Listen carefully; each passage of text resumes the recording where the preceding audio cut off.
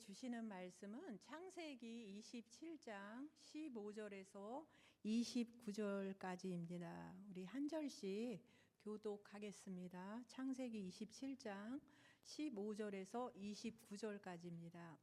제가 먼저 읽겠습니다. 리브가가 집안 자기에게 있는 그의 맏아들 에서의 좋은 의복을 가져다가 그의 작은 아들 야곱에게 입히고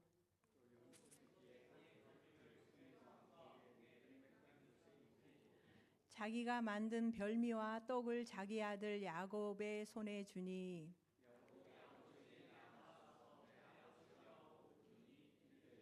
여기 있노라 내 아들아 내가 누구냐.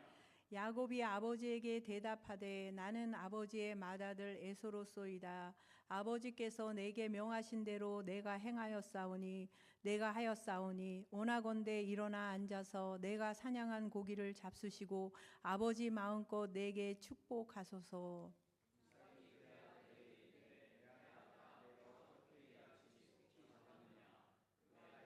아버지 하나님 여호와께서 나로 순조롭게 만나게 하셨습니다. 이삭이 야곱에게 이르되 내 아들아 가까이 오라. 내가 과연 내 아들 에서인지 아닌지 내가 너를 만져보려 하노라.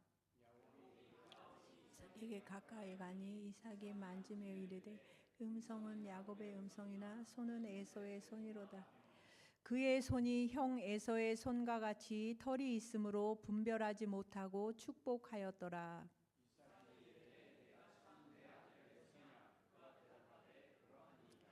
이삭이 이르되 내게로 가져오라. 내 아들이 사냥한 고기를 먹고 내 마음껏 내게 축복하리라. 야곱이 그에게로 가져가매 그가 먹고 또 포도주를 가져가매 그가 마시고 가까이 와서 내게 입맞추. 그가 가까이 가서 그에게 입맞추니 아버지가 그의 옷에 향취를 맡고 그에게 축복하여 이르되 내 아들의 향취는 여호와께서 복 주신 밭의 향취로다.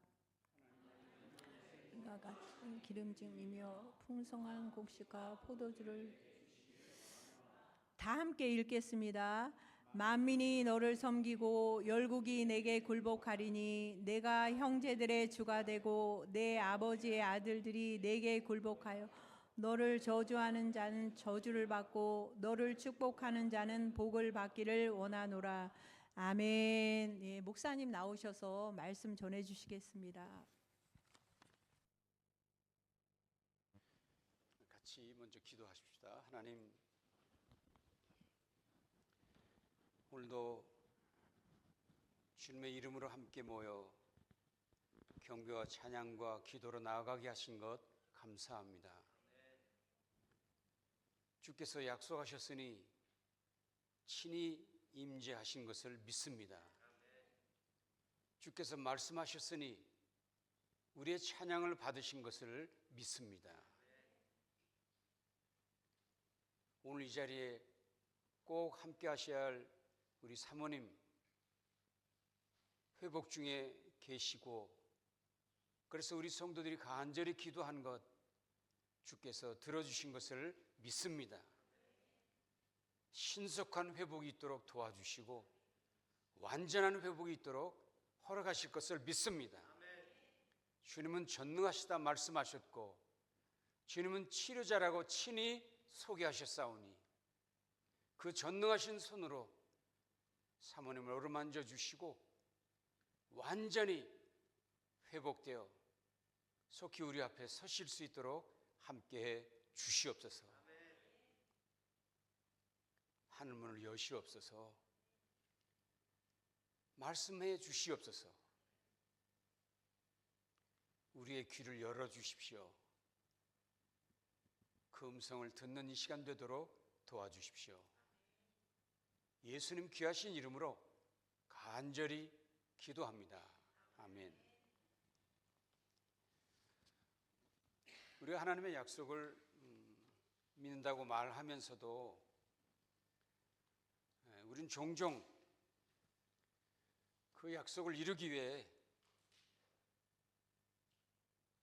하나님이 원하시지 않는 방법을 택할 때가 있습니다. 그러면서 우린 속으로 이렇게 이야기하지요. 결과만 좋으면 되지 않겠어? 목적이 선한데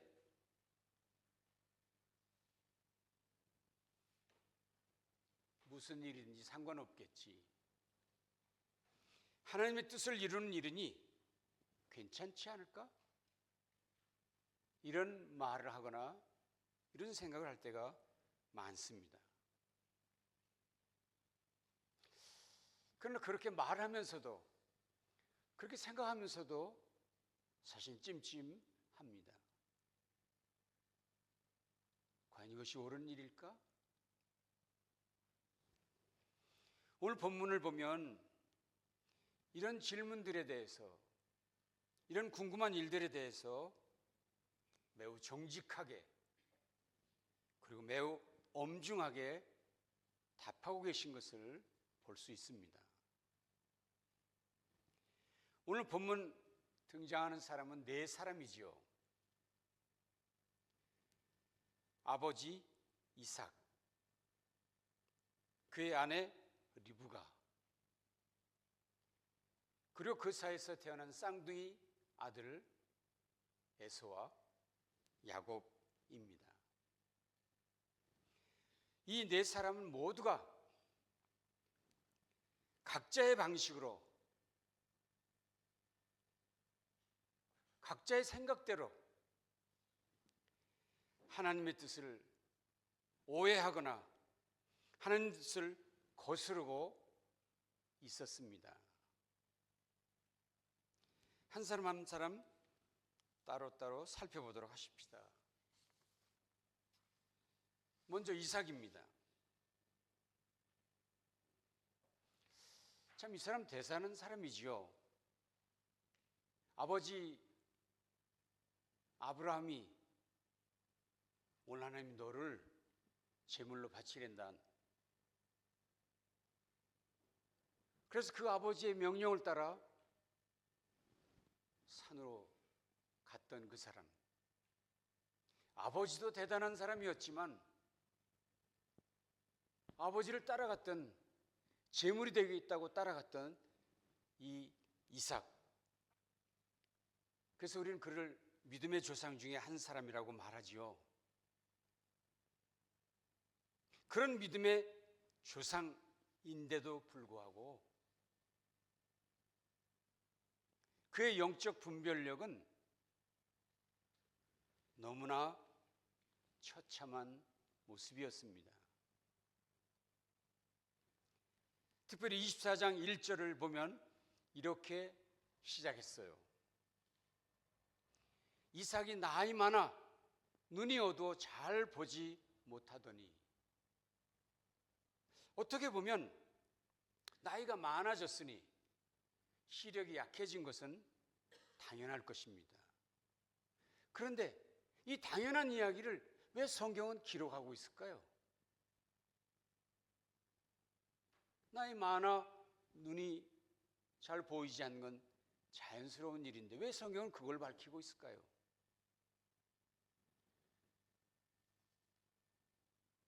눈의 시력만 약해진 것이 아니라 그의 영적인 눈도 흐려졌다는 이야기를 하고 싶은 거였어요. 그래서 과연 그 다음 이야기를 보시면 이런 이야기들이 소개되고 있습니다.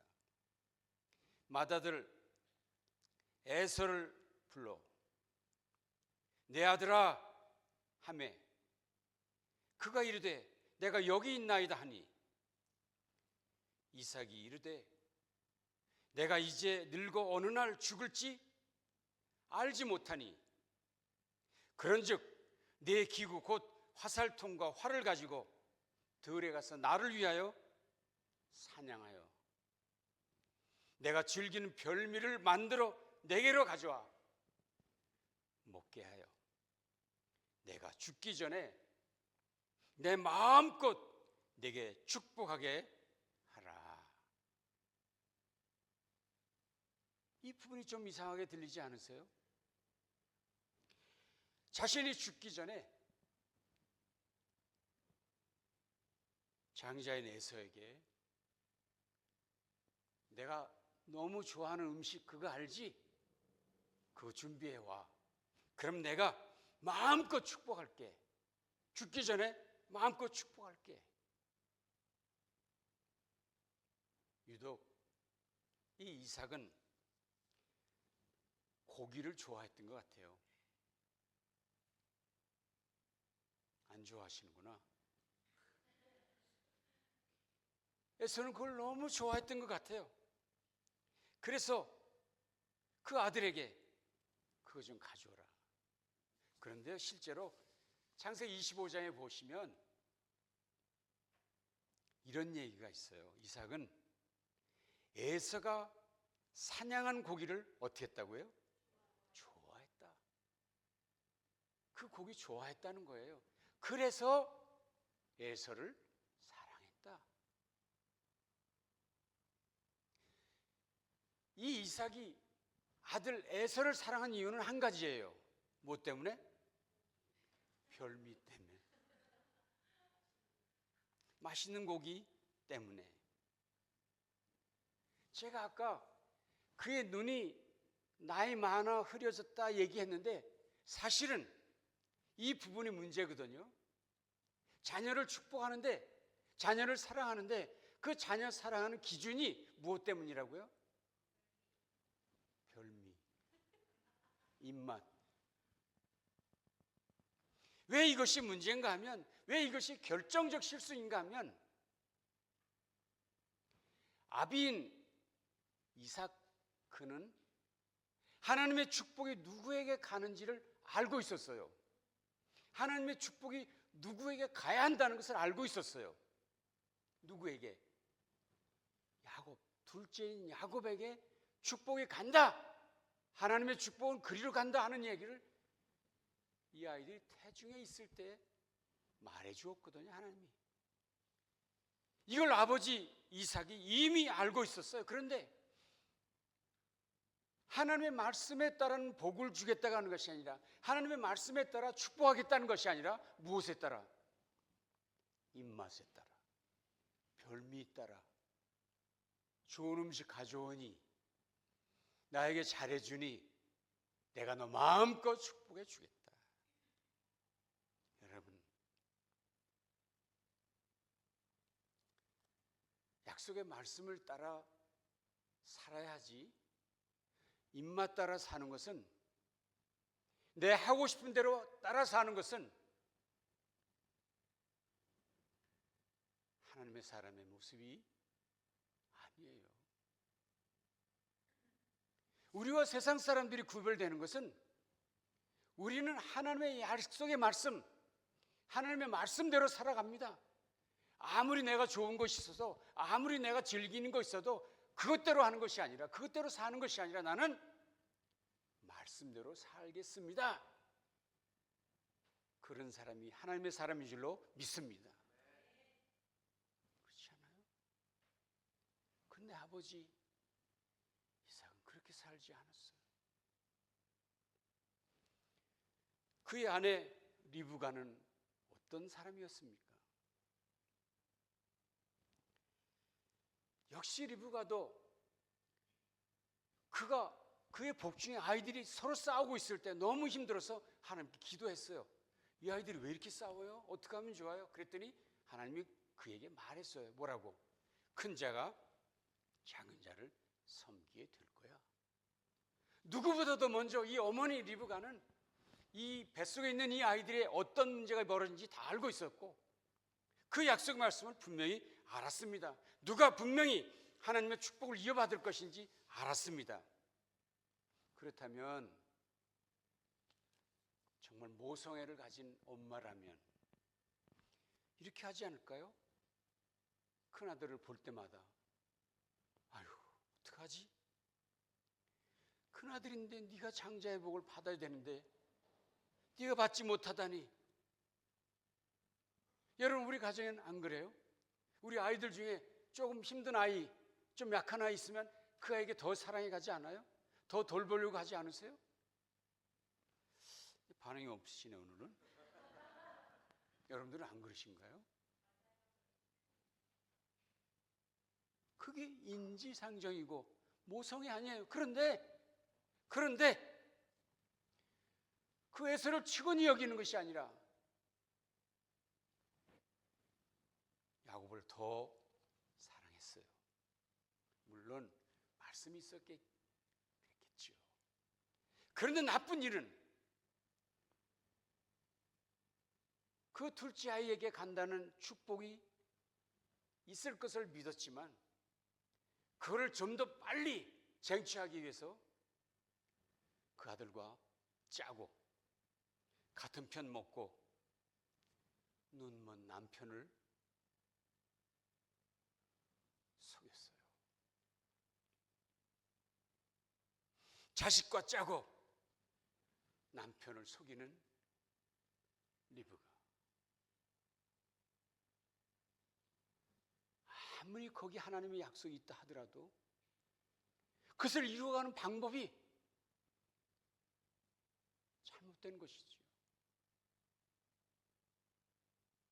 여러분, 목적이 아무리 선해도 하나님의 방법을 하지 않는다면 그것은 옳은 일이 될 수 없어요. 두 아들의 이야기는 어떤가요? 에서 이 친구 맏아들이었지만 자기가 장자라는 것, 그래서 장자가 누릴 권세가 있다는 것을 그는 아주 우습게 여겼어요. 우리가 이런 생각할까요? 그 뭐 처음부터 그 이삭이나 리브가 엄마 아빠가 너는 장자라도 장자권이 없어 이런 얘기를 해주며 키운 것 같지는 않아요.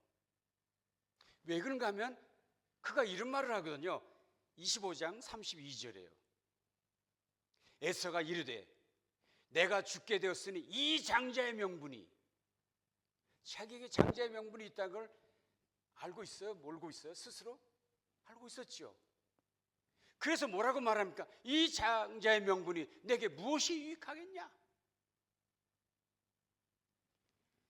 이 장자의 명분에 대해서 전혀 값어치를 느끼지 않고 있어요. 아니 그거 배고픔과 비교하면 쓰잘데없는 거. 그래서요 34절에 가면 이렇게 아예 성경은 규정하고 있어요. 뭐라고요? 에서가 장자의 명분을 가볍게 여김이라. 성경은 아예 규정했어요. 에서가 장자의 명분을 가볍게 여김이라. 근데 여기만 아니라 신약 성경에도 보시면 히브리서에서 이렇게 말하고 있어요. 한 그릇 음식을 위하여 장자의 명분을 판 에서와 같이, 한 그릇 음식을 위하여 장자의 명분을 판 에서와 같이 뭐라고요? 망령된 자가 없도록 하라. 그것을 소중히 여기는 사람이어야 하는데 그는 한 그릇에 장자의 명분을 파는 그것, 이것이 그의 가치관이었어요. 아버지를 닮은 것 같아요. 아버지는 하나님의 말씀 상관없어 별미를 가져오기만 하면 된다는 거예요. 근데 이 아들도 장자의 명분 나하고는 상관없어, 내 배고픔만 해결하면 된다.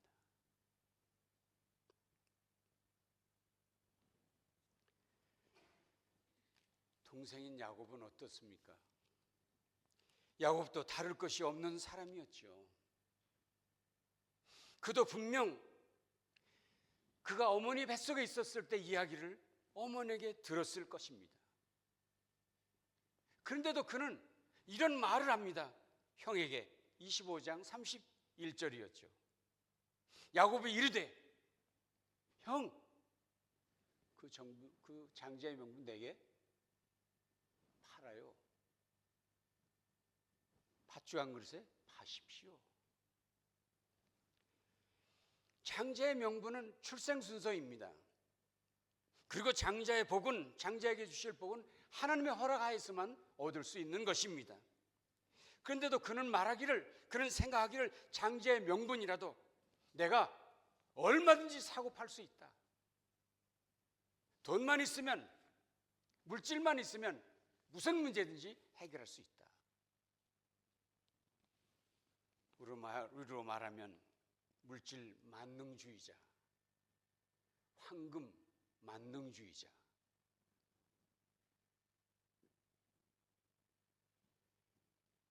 우리 안에는 그런 사람 없을까요? 우리 교회 안에는 그런 사람 없을까요? 돈이면 뭐든지 할 수 있어. 돈이면 뭐든지 할 수 있어. 돈 가진 사람은 뭐든지 할 수 있어.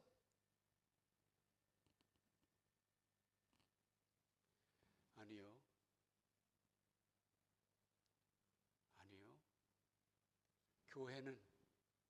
하나님의 교회는, 하나님의 일은 하나님의 뜻으로, 하나님의 말씀으로, 그리고 하나님의 방법으로 이루어가는 줄로 믿습니다. 교회 안에서조차 세상 사람도 다듯 믿는 사람인데도 불구하고 믿음 없는 사람인 것처럼 물질이 움직이고 욕망이 움직이고 그렇지 않아요. 이 야곱의 문제는요, 사실은 엄마 리브가가 눈먼 아버지를 속인다는 것 알았어요. 속이려고 계획하고 있다는 것도 알았어요.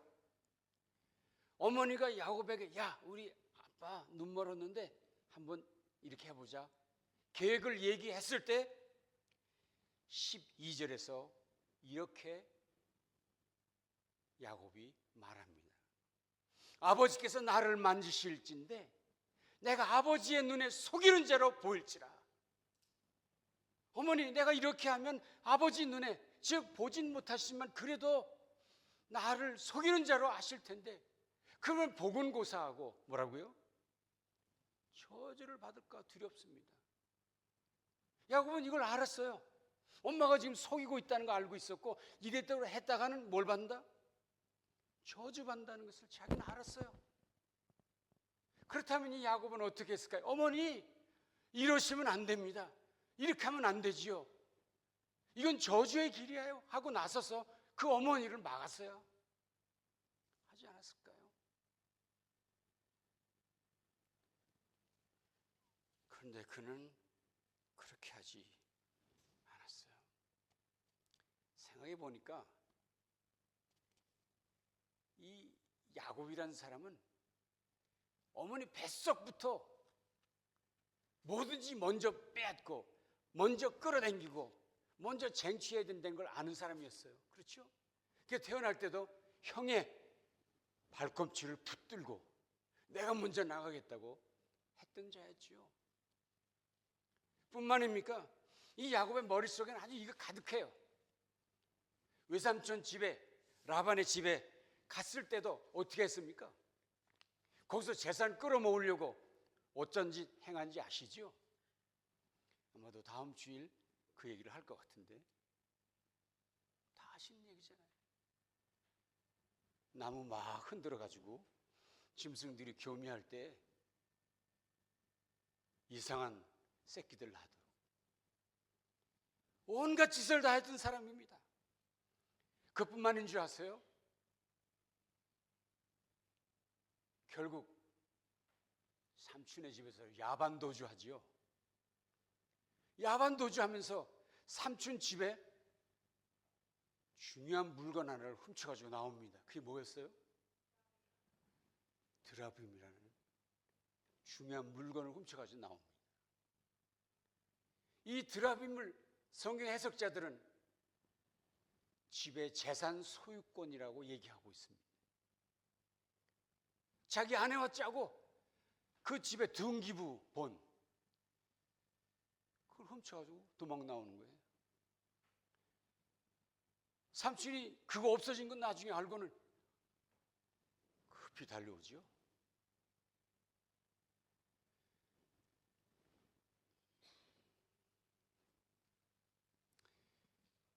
이 야곱이라는 사람은 하나님의 약속을 분명히 받았는데도 마음이 너무 급한 거예요. 어떻게든지 빨리 내가 쟁취하고, 어떻게든지 내가 빼앗고, 어떻게든지 내가 취해야만 했던, 그렇게 해서 성공을 해야 된다고 하는, 어떻게든지 나는 성공해야 된다고 하는 성공 지상주의자였던 것이죠. 여러분, 아버지 이삭은 어떤 사람이라고요? 어머니 리브가는 어떤 사람이라고요? 형 에서는 어떻고 본인이 어떤 야곱은 어떤 사람입니까? 저는 오늘 설교를 준비하다가 제목을 가족 사기단이라 할까? 아니, 그건 좀 지나치고 모자 사기단이다. 나 설교 제목 이렇게 써본 처음인데, 모자 사기단. 이게 모두가 다 사기꾼이라. 서로 속이고 서로 빼앗으려고 하고, 어떻게 가족끼리 말이에요. 그것도 하나님의 약속을 받은 사람들이 어떻게 이렇게 지내는가? 혹시 이런 성경을 읽으시면서 이 성경에 있는 거니까 우리도 그래도 되는 걸까? 우리도 그래야 되는 거 아닐까? 우리도 야곱처럼 해야 하는 거 아닐까? 혹시 여러분 그런 생각을 하고 있지는 않을까요? 과연 하나님은 이렇게 속이고 속여서 얻은 것, 그걸 축복이라고 말해 주실까? 과연 성경은 그런 자들의 행위를 옳다고 인정하고 있을까요? 여기서 분명한 생각을 가지셔야 돼요. 여기서 우리의 생각을 아주 확실하게 정리하셔야 돼요. 무엇을요? 성경은 그들의 행위를 정당화하지 않습니다. 아니, 성경에 다 나와 있는데. 아니요. 성경을 사건을 기록하지만 사건을 기록했다고 하여도 그것을 정당화하는 것이 아닙니다. 왜 아멘을 또 안 하실까? 성경이 기록하고 있는 것은요, 그것이 정당하기 때문이 아니에요. 오히려 인간의 실체, 인간의 모습이, 심지어 약속의 자녀들이라도 그 인간 속을 들여다보면 이렇게 냄새나는 존재들이다, 이걸 보여주려는 것이지요. 다윗은 얼마나 대단한 사람이었어요. 그러나 그의 죄 낱낱이 성경이 기록하고 있지요. 왜요? 다윗이란 인간도 그 속은 이렇게 생겼다는 것을 보여주는 것이지요. 아니, 그걸 보면서 다윗만 아니라 이삭의 가족만 아니라 우리도 그런 사람이라는 사실을 보여주기 위해 그 이야기를 자세하게 기록하고 있는 것이지요. 그래서 이런 이야기를 볼 때마다 우리는 우리 자신을 돌아보아야 합니다. 이삭 그 못된 사람이네, 야곱 그 못된 놈이네, 이러지 마시고, 그 이야기가 내 속에도 있구나. 그래, 나도 그런 사람이지. 더 무서운 얘기는 무엇입니까? 이렇게 죄를 지은 자는 반드시 죄가를 치른다는 사실입니다. 또 하면 해야 돼요. 속상하시더라도 인정하셔야 해요. 속상하시더라도 이것을 인정해야 돼요. 이삭은요, 아브람, 이삭, 야곱, 요셉, 이 네 사람을 성경에서 가장 중요한, 창세기에서 중요한 네 사람이라고 했잖아요. 이 네 사람 중에 제일 오래 살았습니다. 그런데 제일 오래 산 이삭의 이야기는 많지 않습니다. 무슨 일을 했는지 몰라요. 그러나 아마도 그는 평생을 이 자식 간의 다툼 때문에 눈물로 살았다라고 말할 수밖에 없어요. 리브가는 어떻습니까? 남편을 속였지요. 자식과 함께 속였습니다. 그런데 리브가는 어떻게 됐습니까? 그렇게 사랑했던 야곱과 헤어집니다. 헤어질 때 했던 유명한 말이 있습니다. 44절, 45절인데요. 없구나. 몇 날만 거기 거하거라. 야곱을 제가 오빠 집에 보내면서, 외삼촌 집에 보내면서 얘기합니다. 야곱, 너 거기 가서 몇 날만 지내다 와. 내가 사람을 보낼게. 그럼 그 사람이랑 너 같이 오면 돼. 그런데요, 몇 날이었을까요? 몇 년이었을까요? 리브가는 다시는 야곱을 못 만납니다. 그렇게 사랑했던 아들을 다시는 못 만납니다.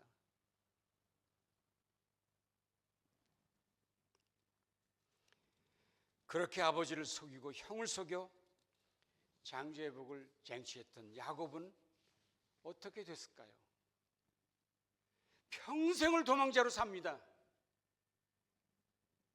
외삼촌 집에 가서도 똑같이 외삼촌으로부터 속임을 당합니다. 그 유명한 얘기는 아시죠? 그가 너무도 사랑했던 여인이 있었어요. 그래서 그 여인을 위해서 그냥 못 주니까 7년 일해. 7년 열심히 일했습니다. 드디어 일이 마치는 날 첫날 밤을 지내게 됐습니다. 자고 깨니 그 여자는 그 여자가 아니었습니다. 삼촌이 속인 것이었죠. 그것뿐만입니까? 거기서 있는 동안 품삯을 한 푼도 받지 못했습니다. 무려 20년 동안 그는 삼촌에게 속임을 당하고 종처럼 살게 됩니다. 그러니 오해하지 마십시오. 성경은 속여도 괜찮다라고 말하지 않습니다. 속여도 잘 살더라 말하지 않습니다. 오히려 성경은 하나님의 백성이라도 죄를 지으면, 하나님의 백성이라도 죄를 지으면 죄의 결과를 반드시 겪는다. 아멘. 이게 성경의 이야기입니다. 어떤 경우에도 다윗도 죄가를 겪습니다. 누구도 다 죄의 결과를 얻습니다. 성경은 죄를 결코 정당화하지 않습니다. 그래서 우리 이 이삭의 가족을 이야기를 보면서 죄는 정말 무서운 거구나. 죄는 정말 벌을 받는구나. 약속의 자녀라도 하나님의 방법으로 하지 않으면 어떤 일도 바로 되지 않는구나. 우린 이 이야기를 보면서 하나님의 일은 하나님의 방법으로 하나님의 때에 이루시고야 만다는 것을 마음에 새기는 귀한 시간 될 수 있기를 간절히 바랍니다. 우리가 모두 믿음을 얘기하는데요. 믿음이란 정의를 많이 할 수 있지만 저는 오늘 이렇게 하고 싶어요. 믿음은 인내하는 것이다. 믿음은 견디는 것이다. 믿음은 참는 것이다. 왜 아멘을 안 하시는 거예요?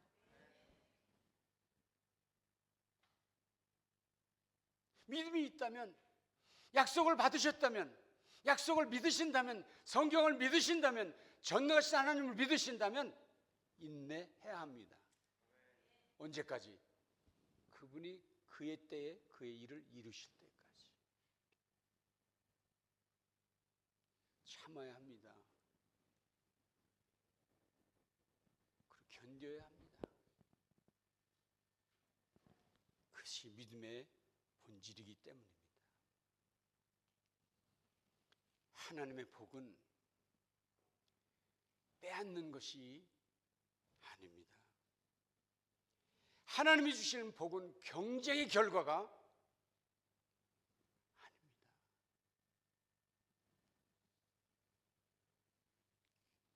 우리는 이제 마지막으로 한 가지 정말 중요한 얘기를 남겨놓고 있습니다. 하나님의 주권은 인간의 죄를 넘어선다. 아멘.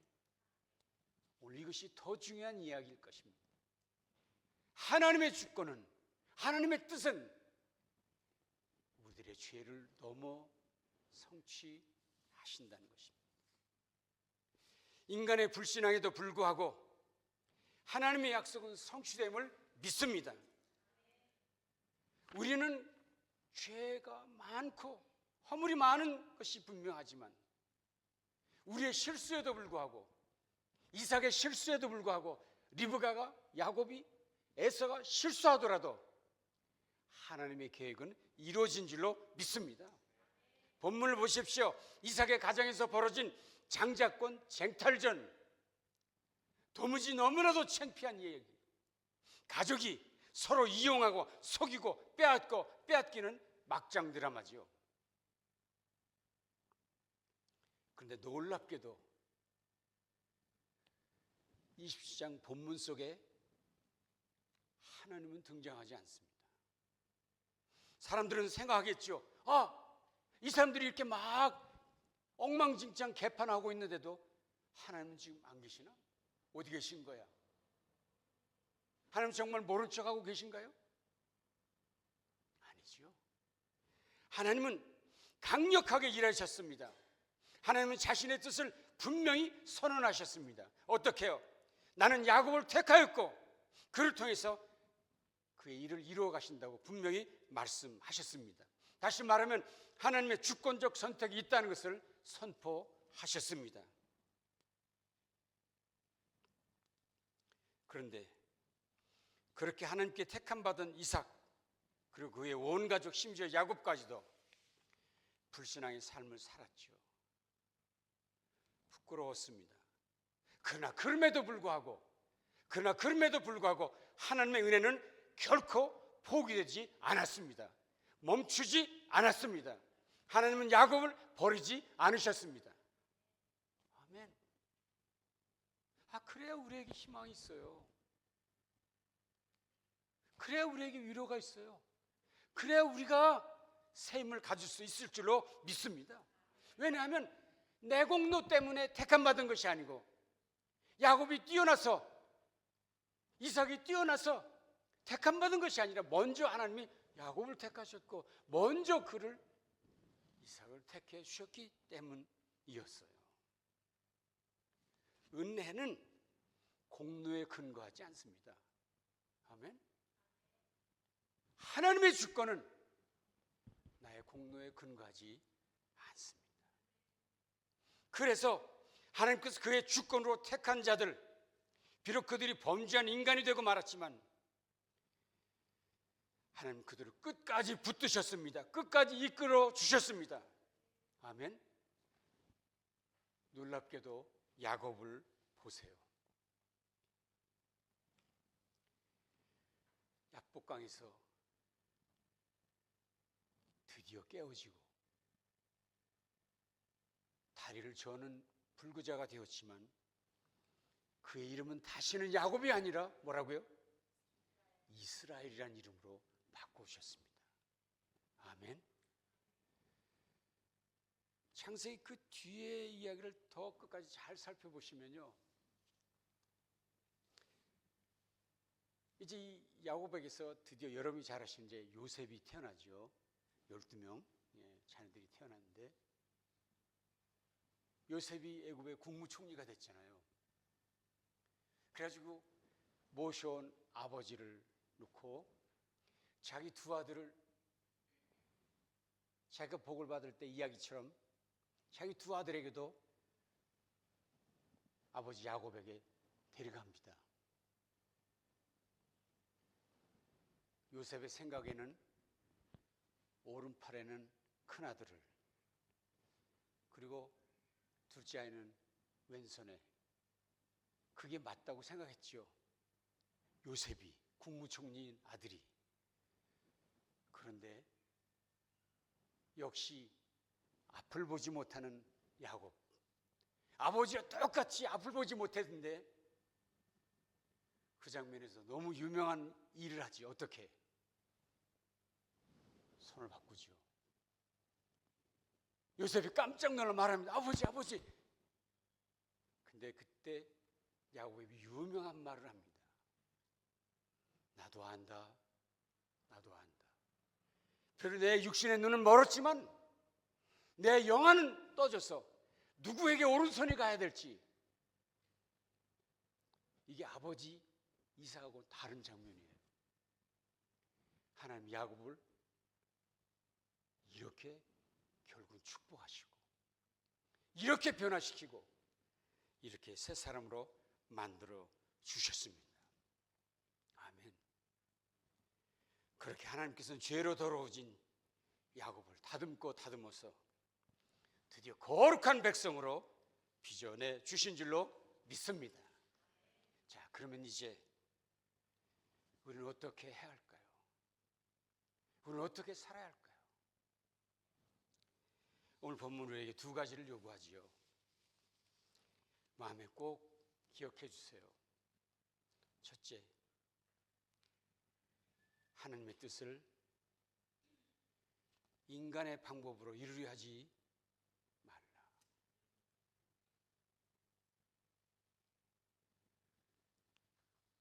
절대로 이런 말을 하지 마세요. 이거 다 하나님의 일인데, 이거 하나님도 좋아하실 것 같은데, 좀 무리해도 괜찮지 않을까?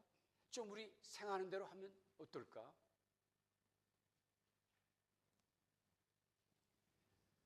다시 말씀드려요.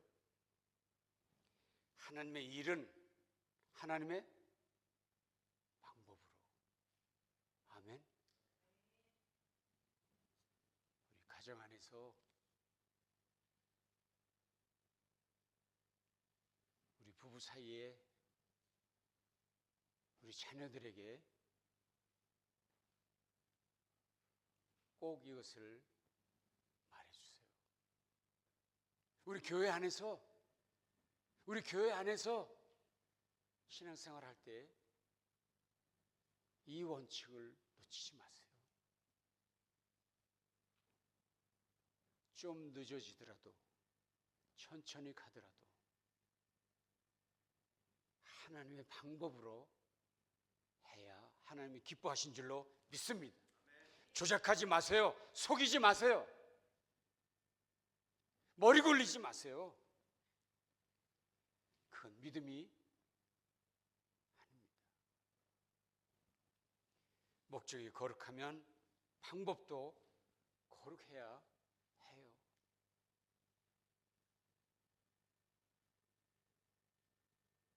우리가 좀 천천히 가면 어때요? 성공해야만 합니까? 좀 천천히 가면 안 돼요? 하나님의 뜻을 발견하기까지, 하나님의 뜻을 찾을 때까지 좀 기다리면 안 될까요? 두 번째, 우리의 실패보다 크신 하나님의 은혜를 붙드시기를 바랍니다. 우리가 그렇게 열심히 살다가도 실패할 수 있습니다. 그러나 좌절하지 마세요. 그럴 때라도 하나님의 뜻이 있음을 기다리시고 하나님의 은혜가 내 실수보다 더 크다는 것을 확신하시고 그것을 붙잡으시기를 바랍니다. 분명히 믿으십시오. 하나님은 결코 그의 백성을 포기하지 않으신다. 하나님은 그의 백성을 포기하지 않으신다. 이것이 복음이지요. 여러분은 하나님의 약속을 믿으십니까? 약속을 믿으십니까? 그 약속을 이루는 방법도 하나님께 있다는 것을 믿으십니까? 그러면 너무 조급해하지 마십시오. 너무 조급해하지 마십시오. 하나님의 방법을 찾으시고 그 목적을 이루시기를 바랍니다. 기억해 주십시오. 하나님 우리의 실패에도 불구하고 여전히 일하시고 계심을 믿습니다. 그분을 신뢰하십시오. 그분을 의지하십시오. 방법까지 그분께서 인도해 주실 것을 믿고 믿음으로 나아가십시다. 하나님은 우리의 실패를 넘어서 일하신다는 사실을 믿고